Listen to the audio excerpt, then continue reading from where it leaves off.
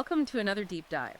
If you're joining us today, do us a massive favor right off the bat, and please like and subscribe to the channel so we can keep bringing you these intense, unfiltered explorations. Yes, definitely hit that subscribe button. Okay, let's unpack this. Today's deep dive is, it is an absolute behemoth. We are looking at a massive, highly provocative new ebook titled The Living Spirit, Resurrecting the West by Conrad Riker. It really is a massive text. It is, and I want to pitch this directly to you, the listener. If you are interested in the men's rights space, the manosphere, or if you simply want a red-pilled, unflinching perspective on how Western institutions were historically captured by Marxist and feminist ideologies, this deep dive is going to be an ultra-long, incisive, and just a fascinating roadmap for you. Unflinching is definitely the right word for it. Yeah, it's a dense, unapologetic survival manual for the modern cultural landscape. And look, if you want to read along or dive in yourself, you can buy the book right now on Amazon Kindle and Google Play Books. We also highly urge you to follow the author on Substack at Conrad N. Riker. Right, but before we take a single step further, it's quite the journey we're about to take. And we need to lay down a very important mandatory impartiality disclaimer. Yes. Very important. Because the source material we are covering today is highly politically charged. It touches on cultural Marxism, feminism, biological gender dynamics, and institutional capture. All the heavy hitters. Exactly. And because of the intense nature of this text, we must explicitly state that we are not taking sides or endorsing these viewpoints. Right, we're not advocating here. No. Our job today is strictly to act as impartial guides. We are going to map out the author's arguments, his specific syllogisms, and his historical claims exactly as they are presented in the text. This is about allowing you, the listener, to fully understand the mechanics and the architecture of the author's worldview without us putting a thumb on the scale in either direction. Absolutely. We're just the tour guides through this incredibly complex intellectual architecture today. Yeah. And the initial setup of this book, it hits hard and fast. It really does. The core premise here is that the West is currently suffering from what the author calls a woke mind virus. But he doesn't see this as some organic cultural shift, like a natural evolution of social mores or some accident of history. Like he views it as highly intentional. Right. He frames it as a deliberate, meticulously orchestrated demolition of the masculine intellect. He argues that over the last century, men have been chemically and culturally castrated by an elite class that actually despises the very fuel that built the modern world in the first place. Which he defines strictly as male competence and aggression. Yes, exactly. What's fascinating here is how the author traces the lineage of this demolition. He doesn't just point to the last 10 years of social media or whatever. He argues that this is the result of a calculated long march through the institutions. Let's define that for the listener, because that's a crucial concept to grasp. Right, so the idea is that instead of conquering a society through a violent, bloody revolution or direct economic warfare like we saw in Russia or China, you conquer a society by slowly infiltrating its cultural pillars. From the inside out. Exactly. You take over the universities, the media conglomerates, the corporate boardrooms, the HR departments. The thesis here is that this slow march was designed specifically to replace classical Western logos. And by logos, we're talking about reason, logic, and a commitment to objective truth. Yes. He claims that logos has been systematically replaced with emotional subjectivity and a culture of perpetual grievance. And to understand exactly how we got to this point of emotional subjectivity, the book provides a very specific historical diagnosis, which brings us to the anatomy of cultural Marxism. He points directly to the Frankfurt School. Also known as the Institute for Social Research. Right. And I was reading this part of the notes late last night, and the historical timeline absolutely blew my mind. According to the text, this group of Marxist thinkers packed their bags, fled the Weimar Republic in Europe, and eventually set up shop right at Columbia University in New York City in 1934. Right into the Ivy League. Exactly. He describes this not as an academic migration, but as an intellectual infection injected directly into the heart of the American Academy. And the key figures he focuses on here are philosophers and sociologists like Theodor Adorno and Herbert Marcuse. The book argues that these thinkers had a massive realization during that era. What was the realization? They realized that classical economic Marxism, the stuff Karl Marx actually wrote about, had completely failed to spark a communist revolution in the industrialized West. Because capitalism was working too well. Precisely. Western capitalism was simply too successful. The working class citizens were too prosperous, too comfortable, and too satisfied with their middle class lives, their cars, and their white picket fences to rise up and violently overthrow their employers. They had too much to lose. Right. So, according to this historical framing, they had to pivot. They completely shifted the battleground. If economic class warfare wouldn't work, they had to invent cultural and gender warfare. Yeah, they took the old Marxist dichotomy of bourgeoisie versus proletariat and replaced it with men versus women, white versus black, and generally oppressor versus oppressed across dozens of new identity markers. Hold on, let me stop you right there, because this is the part that genuinely stopped me in my tracks. There is a deeply surprising historical claim in the text regarding capitalist complicity. The Rockefeller stuff. Yes, the author points out this massive irony. He says, the capitalists essentially funded the rope for their own hanging. He pulls up historical financial records from the Rockefeller Foundation, revealing that between 1933 and 1945, they provided over $200,000 in grants to the Frankfurt School. Which is millions in today's money. Exactly. Adjusted for inflation, we were talking about millions of dollars. Why on earth would the Rockefellers, the ultimate ultra-wealthy capitalist oligarchs fund radical Marxist sociology? It sounds completely counterintuitive to you and me. It does seem totally contradictory at first glance. Why would billionaires fund people who ostensibly want to destroy capitalism? But the author provides a very specific, cynical explanation for this. Okay, hear it. He argues that these globalist corporate elites actually shared a common goal with the Marxists. They both wanted to destroy the traditional cultural bedrock of the West. Specifically, they wanted to dismantle the nuclear family, the church, and the concept of the sovereign nation state. Because those things provide independence. Exactly. In this view, a strong, self-sufficient patriarchal family unit is a fortress of independence. If a man has a strong family and a local community, he doesn't need the state, and he isn't entirely dependent on megacorporations. So they needed to break that down. Right. If you can break that family unit down, you atomize the population, you strip away their local loyalties and turn men and women into isolated, rootless, pleasure-seeking individuals. The Rockefellers, according to the text, essentially bought a cultural revolution to create a borderless consumer marketplace. They wanted consumers, not citizens. Yes. They wanted to turn citizens into isolated, highly predictable purchasing units who rely entirely on corporate products to fill the void left by the destruction of the family. That is a staggering way to look at the intersection of big business and radical academia. But to achieve this massive social engineering project, the author argues they needed a psychological weapon. They needed to pathologize the normal, traditional man. And this is where he brings up Theodore Adorno's book. Right, The Authoritarian Personality, published shortly after World War II. The text we are diving into completely dismisses this work, calling it pure pseudoscience. He claims its actual hidden purpose was not to fight real fascism or prevent another Holocaust, but to frame traditional fatherhood, patriotism, family loyalty, and classic Western stoicism as literal mental disorders. Yes, the text states that if a man simply embodied the traditional role of a masculine protector and provider, someone aligned with classical virtues, holding strict moral boundaries, he was suddenly diagnosed by this new, heavily funded sociological framework as having a psychological aberration. He was a proto-fascist. Exactly. He was labeled a proto-fascist. This is the exact mechanism by which the Long March through the institutions operated. It acted like a viral load, slowly rewriting the host society's cultural DNA so the society would begin to attack its own foundational immune system. And he points out that this linguistic and psychological warfare shamed men into abandoning their natural leadership roles. Which conveniently paved the way for massive administrative bureaucracies and the state to take over the role of provider and protector. Right. And he connects this slow-motion cultural coup to a very precise, chilling timeline outlined by Yuri Bezmenov. The KGB defector. Yes, a famous KGB defector from the Cold War era. Bezmenov detailed 4 distinct stages of ideological subversion, and the author maps these perfectly onto our current cultural moment. Let's walk through those stages. So first is demoralization. Let's break that down. He says we've endured this for the last 50 years. Entire generations being taught in schools to explicitly hate their own history, to view their ancestors only through the lens of their worst sins. Then comes destabilization. Right, which is where the economy, the borders, and the social fabric begin to actively fray.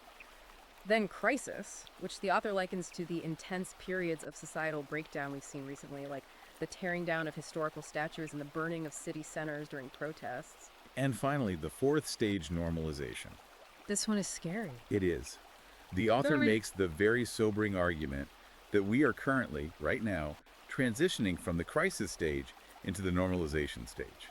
Normalization is the permanent bureaucratic installation of this new ideological tyranny. It's the new status quo. Exactly.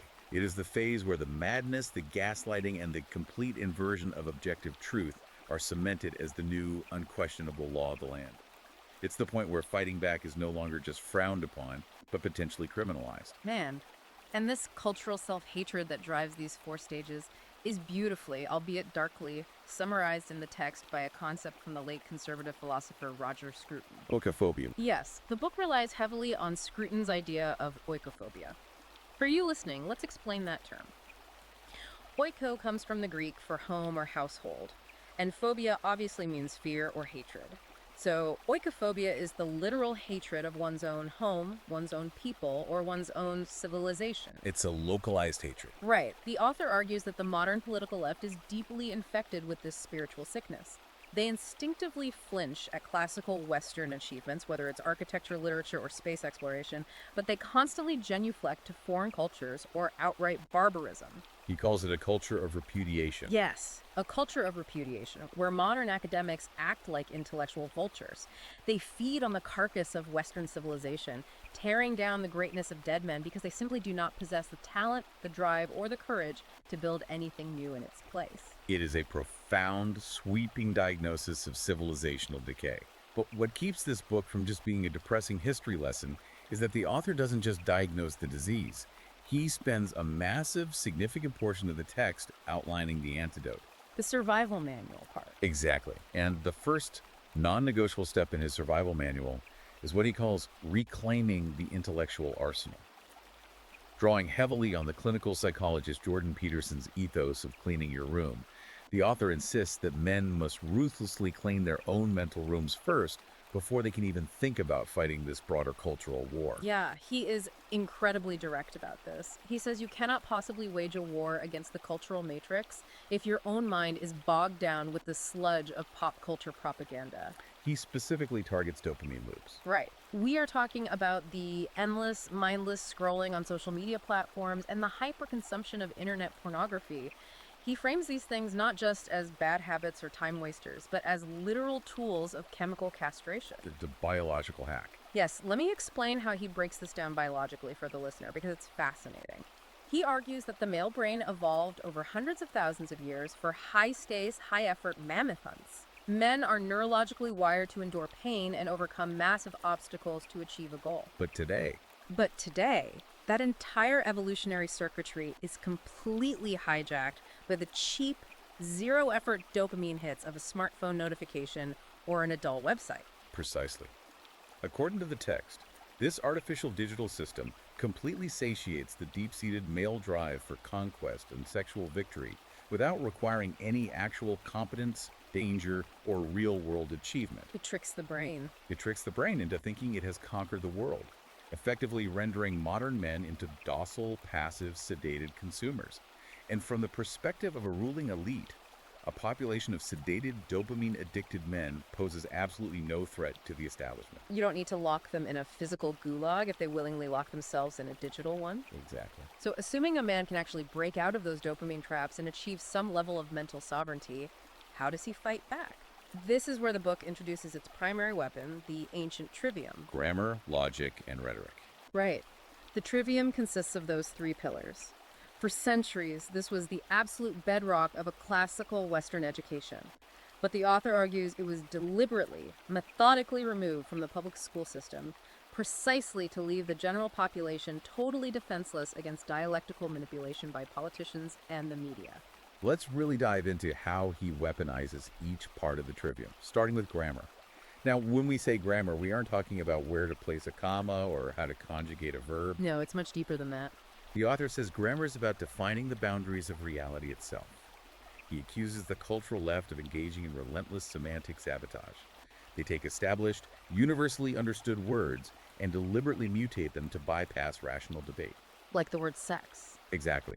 He notes how the objective biological word sex was systematically replaced by the linguistic term gender over the last few decades.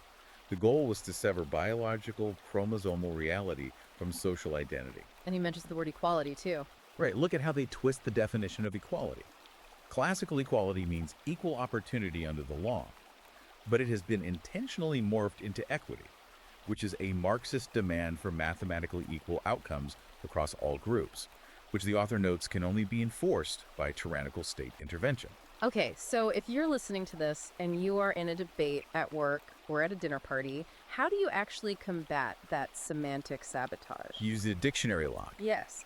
The author advocates for a highly aggressive tactical maneuver he calls the dictionary lock.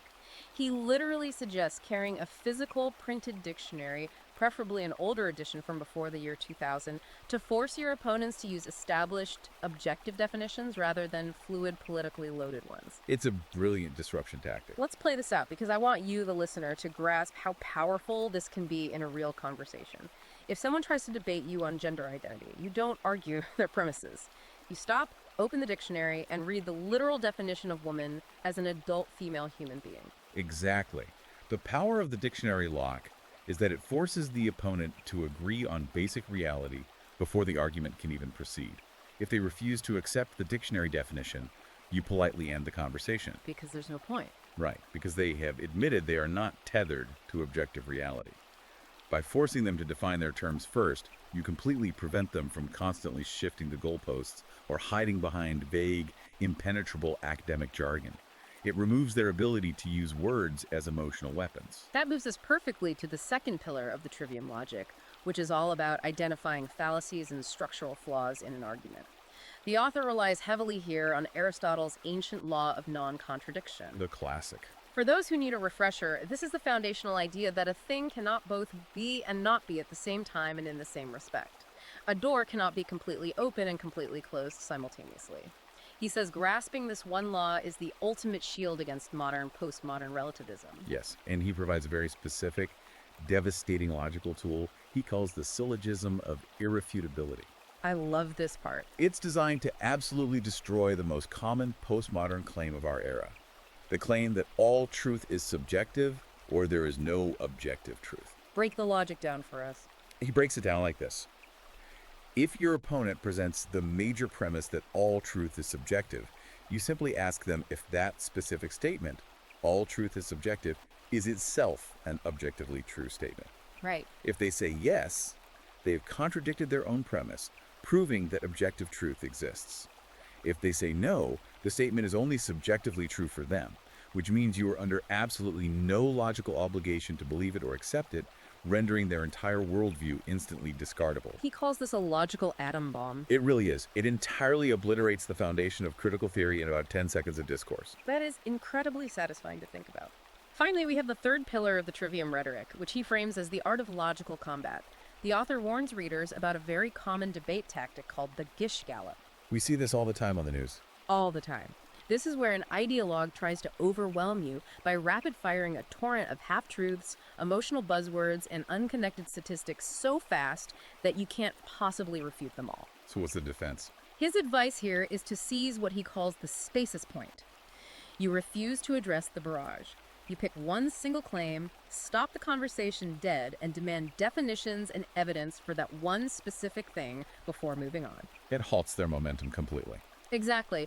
But beyond structural debates, he also deals with pure emotional hysteria. When facts fail, he says the opposition will almost always resort to vicious ad hominem attacks. They will call you toxic, a bigot, or a misogynist just to shut you up. And this is where his tactical advice gets extremely granular and practical. He recommends a technique he calls the Socratic guillotine. Let's role play this so the listener can really feel the mechanics of it. Okay, so say you are in an HR meeting or a classroom, and someone angrily calls you toxic. The natural human instinct is to get defensive, to raise your voice and say, I'm not toxic. Right, you want to defend your character. But the author says that's exactly what they want. Instead, you use the Socratic guillotine. You remain completely calm, lower your voice and say, that is a very serious accusation. Could you please provide the exact clinical definition of toxic? And then point to the specific sentence I just uttered that meets that definition. Wow. That puts the burden of proof entirely back on the accuser, and usually they freeze because they were just using the word as an emotional club, not a factual claim. Precisely. And if that doesn't work, he suggests an even bolder move, the emotional Aikido redirect. This one takes some nerve. It does. This is where you don't even bother asking for definitions. You just absorb the energy of the attack and amplify it. If someone calls you a sexist for acknowledging biological differences, you don't defensively deny it. You own the underlying premise to expose the absolute absurdity of their worldview. Agree and amplify. Right. You agree and amplify saying something like, if observing basic human biology makes me a sexist, then yes, absolutely. Tell me, do you personally believe that ovaries and bone density are social constructs invented by the patriarchy? By pushing their insult to its logical, ridiculous extreme, you completely diffuse the emotional charge of the slur. Ultimately, the foundation of all of this is what he calls the Stonewall technique. You must cultivate the mindset of an unbothered stoic. You treat their insults and screams as mere atmospheric noise, completely impervious to their attempts at emotional manipulation. It is a very combative, rigorous, and completely unapologetic approach to public discourse. And the author applies this uncompromising logic directly to one of the most highly charged, controversial topics of our time, the biological reality of sex differences versus what he bluntly terms the feminist lie. Yes, section 3 of the deep dive. Section 3 really gets into the hard evolutionary biology that underpins his entire worldview. The author is on an absolute mission to completely destroy the blank slate myth. And this is everywhere in modern academia. Everywhere. This is the prevailing academic idea that men and women are born with identical brains, identical software, and that all behavioral differences, what boys like to play with versus what girls like to play with, are entirely just arbitrary social constructs imposed by society. To dismantle this blank slate theory, the author points to deeply tragic historical evidence, specifically highlighting the heartbreaking case of David Reimer. This case is just so tough to read about. For listeners who don't know this story, Reimer was a victim of Dr. John Money in the 1960s. Money was a highly influential psychologist at Johns Hopkins who was fiercely ideologically committed to social constructionism, the idea that gender is learned, not innate. So what did he do? After a tragically botched circumcision in infancy destroyed Reimer's anatomy, Dr. Money convinced Reimer's parents to surgically alter the boy and raise him entirely as a girl, naming him Brenda, just to prove to the academic world that gender is entirely a product of upbringing. And the results of that experiment were absolutely catastrophic, weren't they? Beyond catastrophic. Despite relentless, aggressive social conditioning, being dressed in pink, playing with dolls, and being pumped full of female hormones, Reimer suffered immense psychological agony his entire childhood. His brain knew he was a boy. Exactly. His brain knew he was a boy, even if everyone around him told him he was a girl. As a teenager, upon discovering the truth, he immediately reverted to his biological male identity, took the name David, and tried to live a normal life. But the trauma was too deep, and he tragically took his own life years later. What's so sad? It is.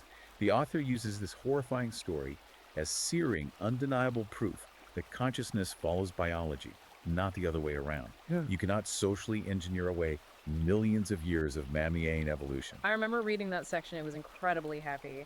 But he follows it up with a fascinating anthropological phenomenon that I had never even heard of. I was blown away by this. The Govidoses. Yes. He cites the Glevidoses of Salinas, a remote village in the Dominican Republic. Let me explain this to you because it is wild. In this village, there are children born with a rare genetic condition involving an enzyme deficiency. At birth, they appear entirely female, so their parents, naturally, raise them socially as girls. They wear dresses, do girl chores. Right, they are treated by the village as girls. But at puberty, a massive natural surge of testosterone hits their system, causing them to literally develop male anatomy. The crazy part. The author points out that these children effortlessly, naturally transition into living as men. They drop the female socialization instantly. They don't miss a beat. He says this fundamentally proves that the physical body and its hormones dictate the mind. If gender were truly just a social performance you learn, these kids would keep performing femininity because it's all they ever knew. But they don't.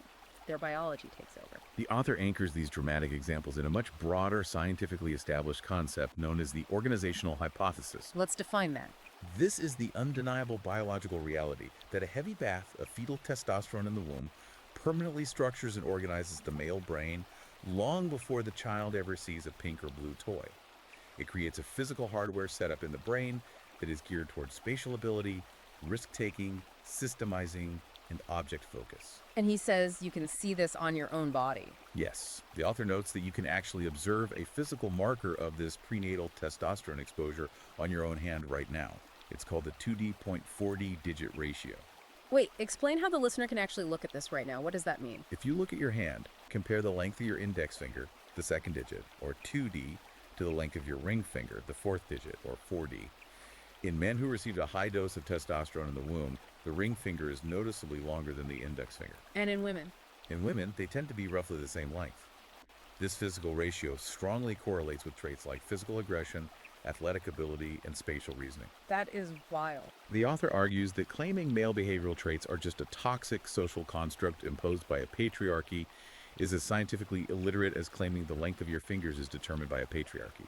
It is hard-coded into our biology. The text then dives incredibly deep into what is known as the neurosexism debate in modern academia. He cites leading researchers, neuroscientists, and evolutionary psychologists mentioned heavily in the text, like Dave Brousseau, Larry Cahill, and David Geary. These scientists have the MRI data to back it up. Right. They demonstrate through concrete MRI studies and vast cross-cultural data sets that male and female brains are simply architecturally distinct. The data shows that men consistently dominate hierarchy and status-seeking behaviors across all known human cultures, while women consistently prioritize dyadic relationships and empathy-driven social cohesion. And from this solid bedrock of biological reality, the author constructs what he calls the syllogism of specialization. This makes so much sense when you read it. He argues that men and women have distinct, highly complementary biological functions designed for the survival of the species. Therefore, the modern feminist attempt to force a mathematically perfect 50-50 egalitarian parity in all professions, demanding 50% female CEOs and 50% male kindergarten teachers, is a literal war against physics and biology. It's unnatural. He argues that trying to force equal outcomes completely ignores natural biological preferences, and doing so requires massive state coercion, which leads inevitably to societal misery, inefficiency, and resentment. And speaking of societal inefficiency, this brings us to a major explosive economic argument in the book, the so-called gender pay gap.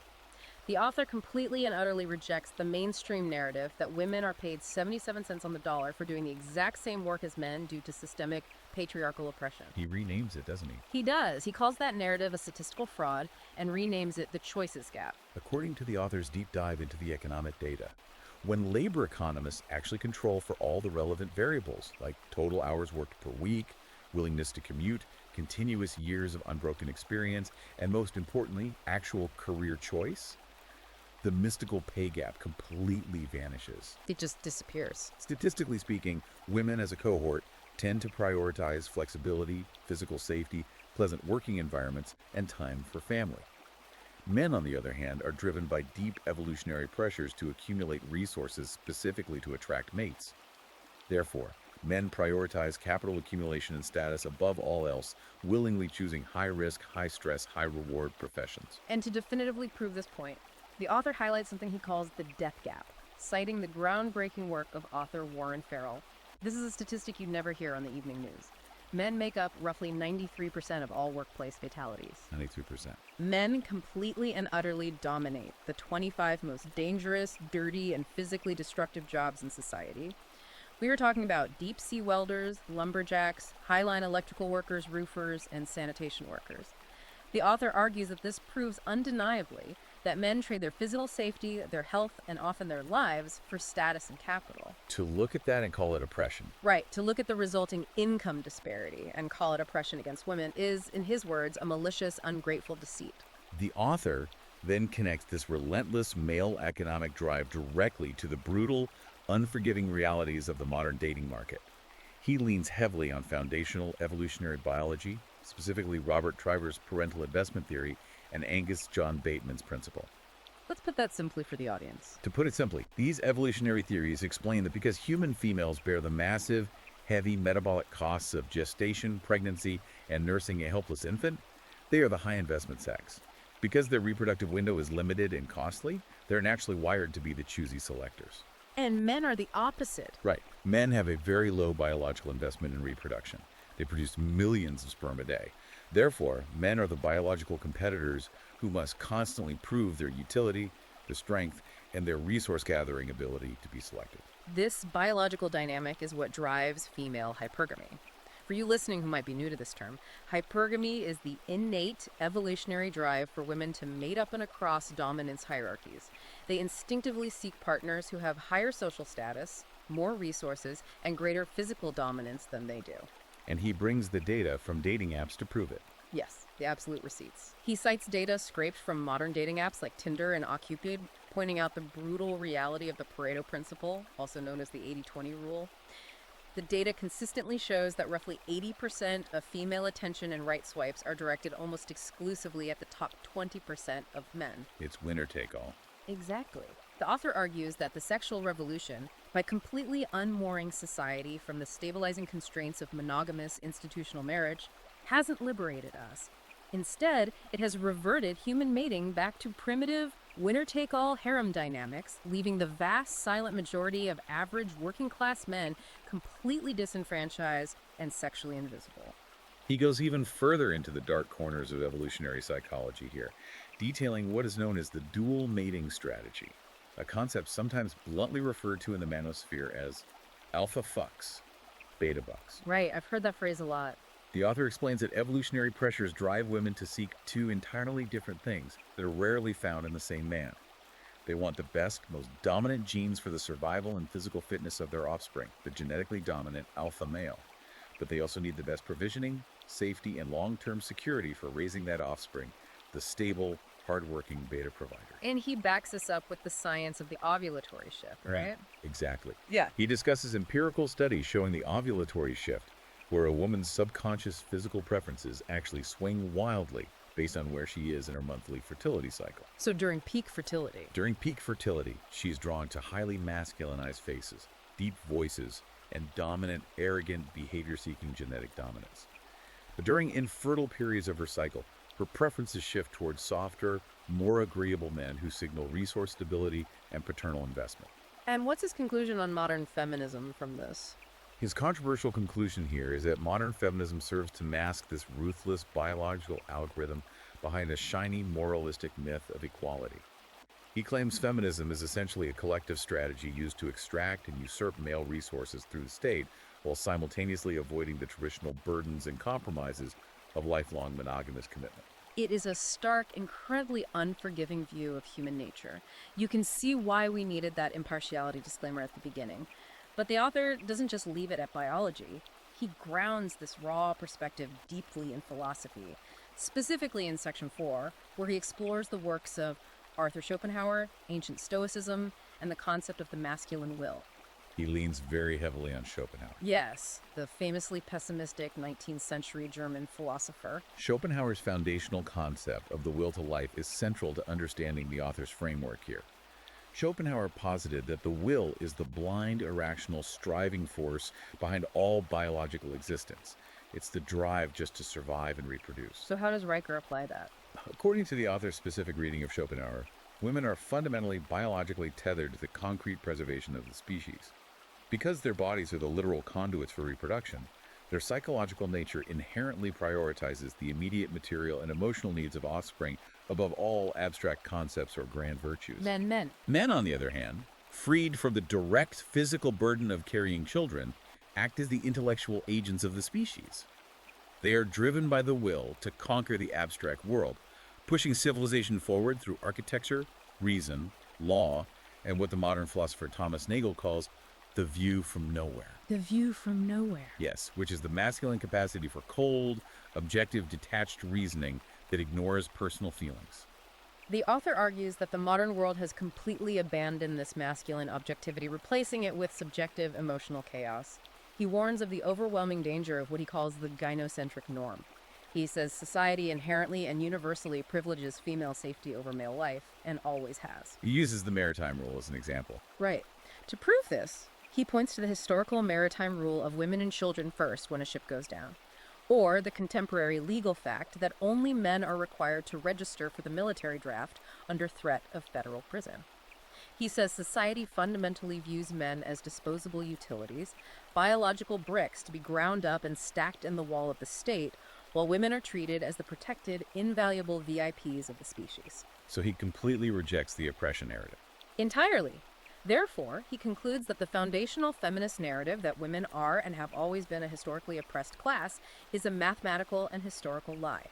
Oppression, he brilliantly notes, does not come with a bodyguard. To counter this pervasive societal narrative, the author insists that individual men must stop apologizing and instead fully embrace natural hierarchies.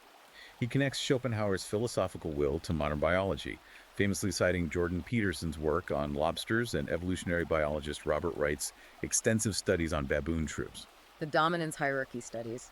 Yes, these studies show definitively that dominance hierarchies are not a new invention.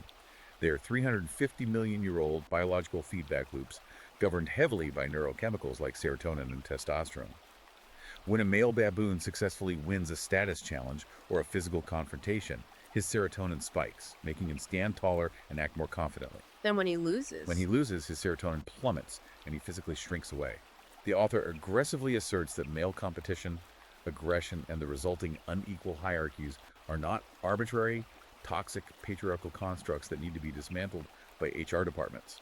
They are the fundamental evolutionary engine that drives group survival, technological innovation, and greatness. So, assuming you, the listener, buy into this entire biological and historical framework, what is the philosophical remedy? How does an individual man operate while facing such a hostile culture? The author points directly to the ancient Stoics, specifically the Roman Emperor Marcus Aurelius and his concept of amor fati. The love of one's fate. Right, the love of one's fate.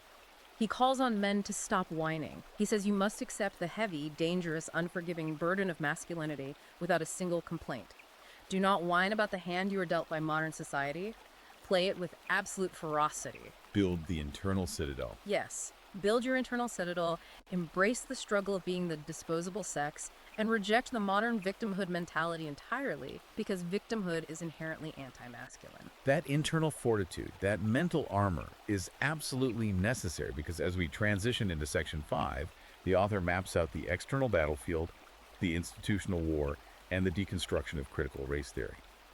Having established the biological baseline and the philosophical mindset, he turns his sights on exactly how the modern workplace and the legal system have been explicitly weaponized against competent men. Let's zoom out and look at the modern workplace, which the author cynically calls the corporate feminism industrial complex. He paints a terrifying dystopian picture of modern human resources departments.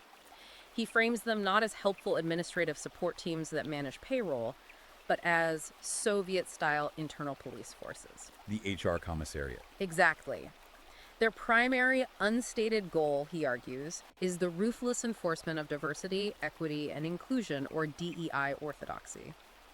They exist to protect the company from frivolous discrimination litigation while systematically identifying and neutering any behavior they deem masculine toxicity. Which usually just means aggressive competence or speaking blunt truths. Exactly right. The author formulates a devastating syllogism to prove that this intense focus on DEI inevitably leads to institutional collapse. He argues logically that competent, high-functioning organizations must focus exclusively on meritocratic output and objective truth to survive in a competitive market. Because merit keeps the lights on. Right. DEI, however, by its very definition, focuses on identity politics, subjective feelings, and arbitrary demographic parity. Therefore, DEI inherently distracts from and dilutes meritocratic results. He points to the recent highly publicized catastrophic engineering failures at major aerospace companies like Boeing. Doors falling off planes. Yes. He uses this as terrifying real-world proof that when a culture prioritizes identity and diversity quotas over hardcore engineering merit, planes literally start falling out of the sky. He also brings up a massive cultural flashpoint to prove that consumers hate this ideology, the infamous 2019 Gillette razor advertisement. This is a prime example of corporate feminism backfiring spectacularly. The backlash on that was insane. For those who don't remember, Gillette ran a massive marketing campaign actively attacking toxic masculinity. They essentially spent millions of dollars to lecture their own primary customer base men about their inherent moral flaws, telling them to stop bullying and harassing people as if all men are naturally predisposed to evil. It was incredibly insulting. The author notes that the market rejected this insult instantly and brutally. The backlash was so severe that it stripped the parent company, Procter & Gamble, of roughly $8 billion in market value within days. He uses this as definitive proof that prioritizing woke ideology over a basic respect for the masculine drive inevitably leads to financial ruin. But the author notes that the economic war against men extends far beyond corporate HR departments. It reaches deep into the sanctity of the family unit itself. He provides a scathing, data-heavy critique of the modern family court system, which he views as nothing more than a massive state-sponsored wealth transfer mechanism designed to strip men of their assets. The family court stuff is bleak. He outlines the horrifyingly common silver bullet tactic in divorce proceedings. This is where false, or entirely unprovable, allegations of domestic abuse or fear are weaponized by a spouse's legal team to secure an immediate ex parte eviction of a man from his own home, Before he can even defend himself. instantly guaranteeing temporary custody and total financial control for the woman before the man even gets to speak to a judge. The statistics he cites in this section are brutal.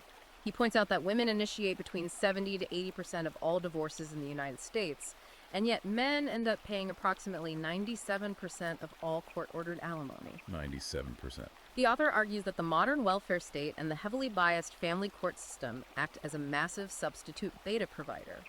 They economically incentivize women to casually break the lifelong marital contract because the courts allow them to extract the man's accumulated capital, his house, and his future labor, all while stripping him of his daily access to his children. He quotes Scruton again here. Yes, noting that this state intervention deliberately breaks the little commonwealth of the nuclear family, leaving both individuals and children isolated, vulnerable, and entirely dependent on the bureaucratic state. From the destruction of the family, the author then shifts his analytical focus to another major institutional weapon used to tear down classical systems: critical race theory, or CRT. He views CRT not as a legitimate historical critique of past injustices, but as a malicious, deeply cynical ideological virus designed specifically to dismantle merit-based competence hierarchies. He zeroes in on Robin DiAngelo, right? Yes, he specifically deconstructs Robin DiAngelo's wildly popular concept of white fragility, identifying it as a textbook Kafka trap. Let's pause and explain that. What exactly is a Kafka trap? Let's do a real-world example of how this plays out in a modern corporate setting. A Kafka trap is a logical fallacy where a person's denial of a crime is actually taken as evidence of their guilt. It comes from the nightmarish novels of Franz Kafka. So let's say you are a manager in a mandatory corporate DEI seminar. The instructor accuses you and the company of harboring subconscious, systemic racial bias. All right, setting the scene. If you nod your head and agree, you are admitting you are a racist. But if you raise your hand, use data, and calmly deny that you are racist, the instructor will tell you that your defensiveness and your reliance on data is proof of your fragility, which is itself a symptom of your deep-seated racism. Damned if you do, damned if you don't. Exactly. If you agree, you're guilty. If you disagree, your disagreement proves you're guilty. It is an unfalsifiable psychological weapon that leaves absolutely no room for rational defense or evidence. It is a totally rigged game. He also sets his sights on Ibram X. Kendi's anti-racist framework. The author explains that Kendi's brand of CRT relies entirely on a logical fallacy called affirming the consequent. Explain how that works. This is the assumption that because disparities exist between demographic groups in society, systemic racism must be the one and only cause. It completely and intentionally ignores all other massive statistical variables like cultural differences, geographical distribution, median age, or individual behavioral choices. It's a closed loop. Right. The author argues that Kendi's theory is a closed, paranoid logical loop. It seeks to replace a functional society based on hard merit and objective truth with a matriarchy of victimhood, where social status and resources are awarded not for achievement or competence, but for accumulating points in an endless oppression Olympics. Now, this brings us to section 6, which I have to admit is perhaps one of the most surprising, unique, and genuinely fascinating parts of the entire book. We transition from the abstract realm of institutions and legal theories into the physical world, weaponizing aesthetics against ugliness. I loved this section. The author makes a profound pivot here. He argues that the war on Western civilization isn't just being fought in courtrooms, university lecture halls, and HR departments. It is being fought right in front of your eyes, in the physical environment. Architecture and design. Exactly. He contrasts the soaring, transcendent, awe-inspiring beauty of classical Gothic cathedrals and Greco-Roman architecture with the brutalist, depressing concrete slabs designed by 20th century modernist architects like Le Corbusier. Yeah, the author argues that the Frankfurt School and their cultural Marxist allies in the art and architecture worlds deliberately promoted ugly, mechanistic, soul-crushing architecture to psychologically demoralize the public. He says they wanted to cure regular people of their bourgeois attachment to traditional, beautiful culture by literally forcing them to live and work in soulless, gray concrete boxes. It's a visual assault. It is. He paints this incredible visual contrast between the vibrant, intricate historical streets of pre-war Vienna or Paris and the dehumanizing, prefabricated Plattenbau housing blocks of Soviet East Germany. The author doesn't just treat this as a matter of objective taste. He grounds this aesthetic argument in hard biology and mathematics. He cites the famous biologist E.O. Wilson's concept of biophilia, which is the innate evolutionary human need to connect with nature and organic fractal forms. We literally need beauty to survive. Yes. He points out that clinical studies show subjecting humans to the sharp, non-organic, windowless angles of brutalist architecture actually spikes their cortisol levels and induces chronic stress. He also heavily invokes the golden ratio, or by the mathematical proportion of 1.618 found throughout the natural world in the spirals of galaxies, the petals of sunflowers, and the layout of the Parthenon. It's mathematical perfection. The author asserts forcefully that beauty is not a subjective social construct in the eye of the beholder. It is an objective mathematical reality. It is the fingerprint of the divine order.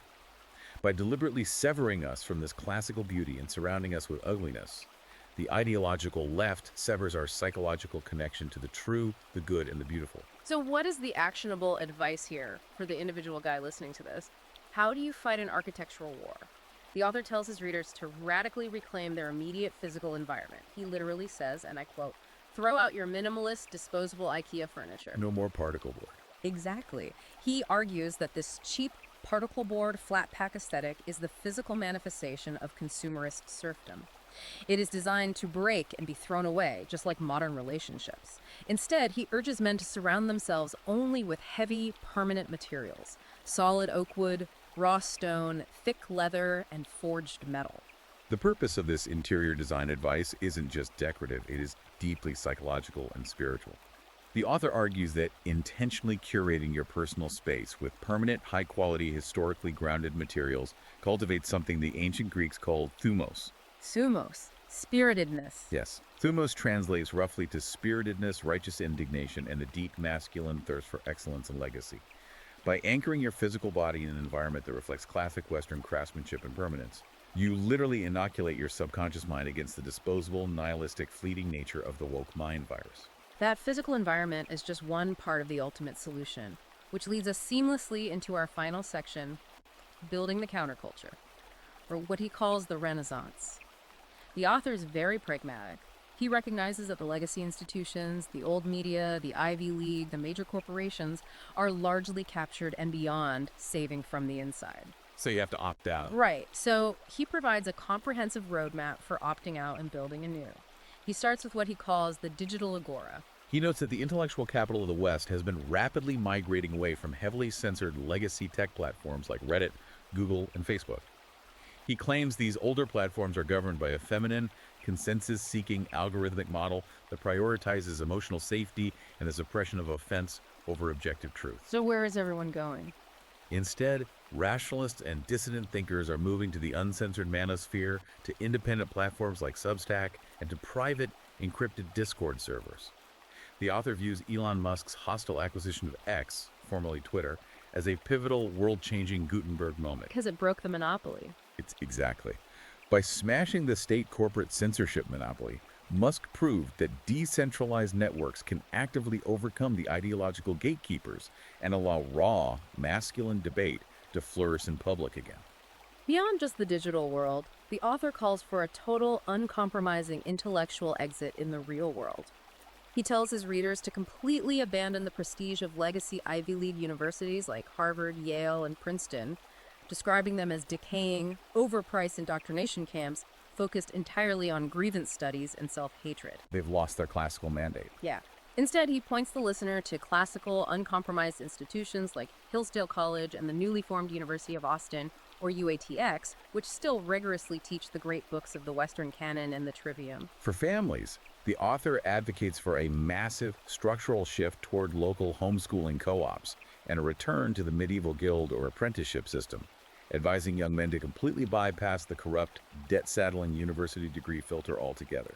He leans heavily on the philosopher Nassim Taleb's concept of anti-fragility here. Anti-fragility is key here. Centralized legacy institutions are massive, but they are brittle and easily captured by ideological parasites.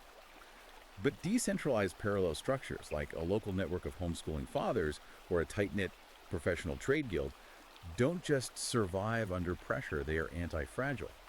They actually adapt, learn, and grow significantly stronger when attacked by the establishment. And on a deeply personal level, for the individual man, the author advocates for a lifestyle known in the manosphere as monk mode. This means deliberately and aggressively withdrawing your participation from the rigged modern dating market and the corporate HR meat grinder.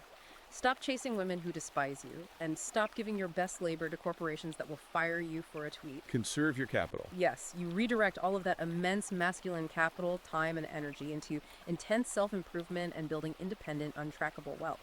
He specifically champions decentralized finance, like Bitcoin and crypto, to completely insulate yourself from the banking system and state extraction. Coupled directly with this period of monk mode is the creation of what he calls logos clubs. The author envisions a network of these local, physical, invite-only gatherings where men can meet in the real world. The goal is to train their bodies through heavy weightlifting and combat sports, and train their minds by debating classical philosophy, economics, and history without fear of HR reprisal. It's like a modern symposium. It is a direct, intentional return to the concept of the ancient Greek gymnasium. He believes this will foster a new generation of complete warrior philosophers who are physically imposing, intellectually rigorous, and totally unbreakable by modern propaganda. The author ends this massive, sweeping manifesto with a cyclical view of history. He argues that the cultural decline we are currently witnessing, which he traces back in earnest to the cultural revolutions of 1968, is not the end of the world. It is mathematically guaranteed to end. The pendulum swings back. Yes. He argues that after 50 to 100 years of institutional decay, the pendulum of history always reaches its apex and swings violently back. And he firmly believes that the impending swing will be led by the unapologetic, raw, masculine will, forging a massive new renaissance of Western civilization built on the ashes of the woke bureaucracy. The scope of Riker's work is undeniably vast and ambitious. He synthesizes complex evolutionary biology, ancient classical philosophy, and bare-knuckle economic analysis to diagnose a civilization in deep crisis. And regardless of whether one agrees with his premises, he offers a very specific, highly aggressive, and meticulously thought-out path out of the darkness. So we always ask at the end of these deep dives, what does this all mean for you? For the target audience of this book, this text isn't just an interesting cultural critique to read on a Sunday afternoon. It is a comprehensive, necessary intellectual survival manual for operating in a deeply hostile culture. A roadmap for the counterculture. It's a clarion call to clean your mind of digital sludge. Weaponize classical logic. Deeply understand the unapologetic biological realities of the world.